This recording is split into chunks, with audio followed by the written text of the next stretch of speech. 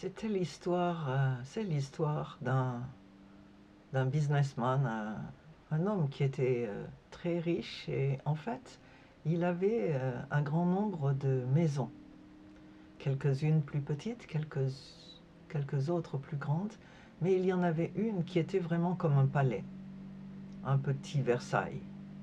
Et cette maison était décorée et il y avait au moins 30 chambres. La maison était vraiment tout ce qu'il y a de plus confortable, le luxe. Mais pas loin de ce village, il y avait beaucoup de gens qui n'avaient pas de logement décent.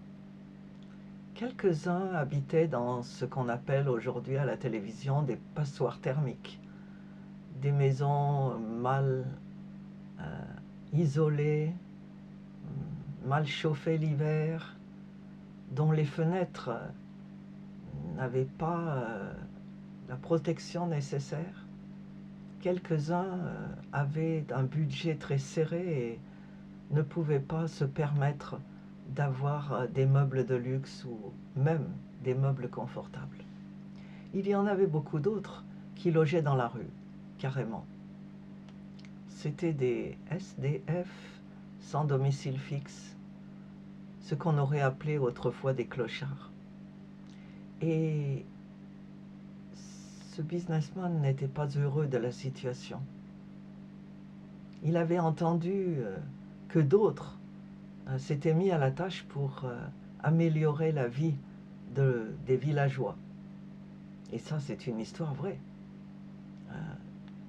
Il y a quelqu'un comme ça dans un village au Nigeria qui a décidé de faciliter la vie de ses concitoyens.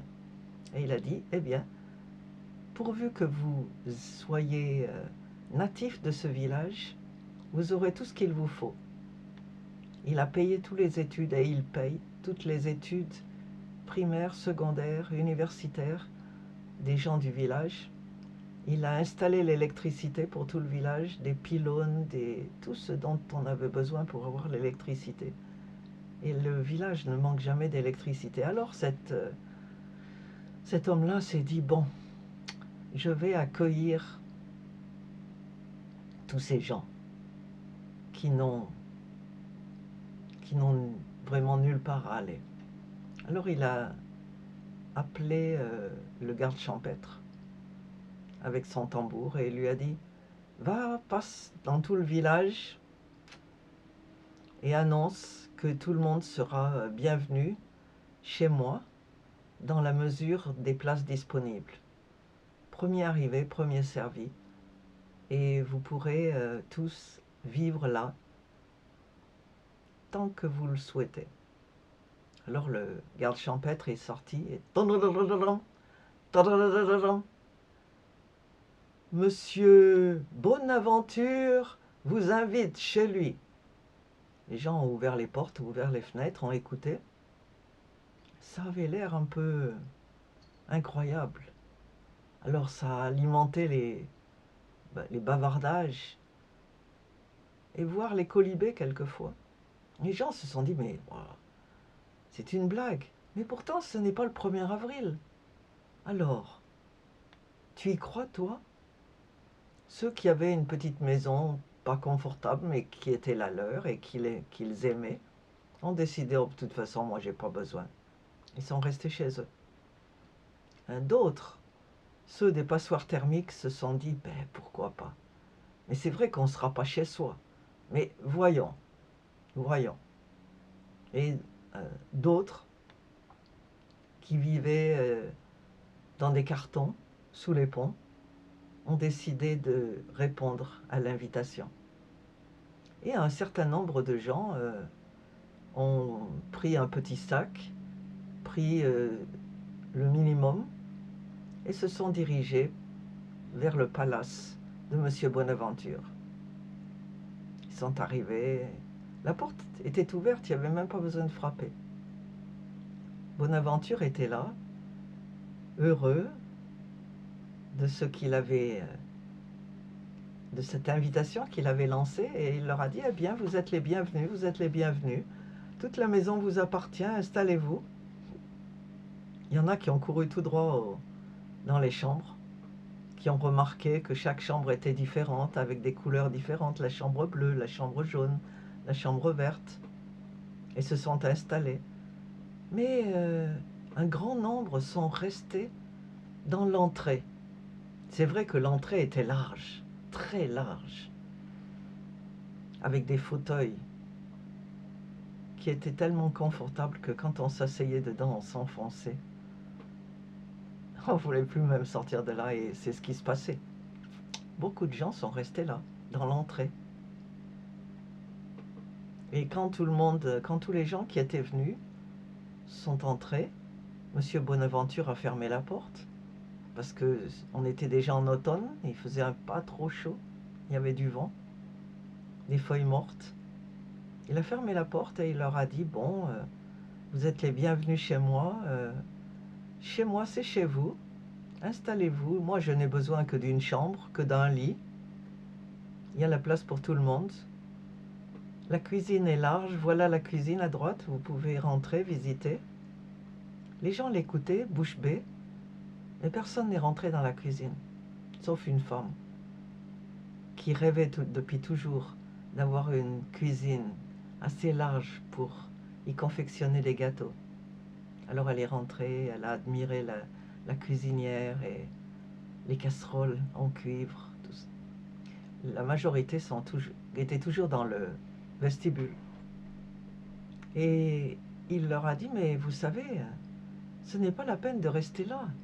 Vous n'avez pas besoin de rester là. Il y a le salon, en fait, on a plusieurs salons ici. Vous avez des chambres, venez visiter les salles de bain. Et c'est vrai que quelques-uns se sont hasardés dans le reste de la maison. Quelques-uns se sont installés, comme on les y invitait. Et quelques-uns étaient toujours là, dans le vestibule. Et Monsieur Bonaventure leur a dit, mais pourquoi rester là? Et ces gens disaient, oh, on ne veut pas vous déranger. On est bien ici. C'est déjà plus grand que notre vestibule, et d'ailleurs beaucoup d'entre nous n'en ont pas de vestibule. Moi, après tout, j'étais sous les ponts.